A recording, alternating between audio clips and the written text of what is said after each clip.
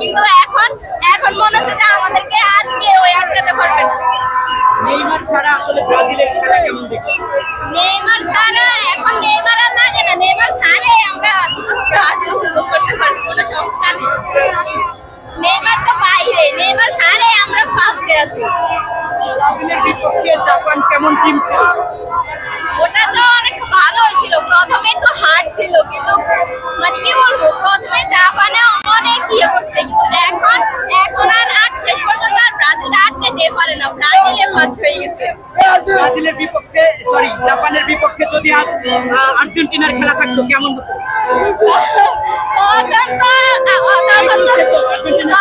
তখন তো জাপানকে সাপোর্ট করতাম, আর্জেন্টিনার আর সাপোর্ট করতাম না, কিন্তু এখন আর্জেন্টিনার বিপক্ষে ব্রাজিল বা ব্রাজিলকে সাপোর্ট করবো।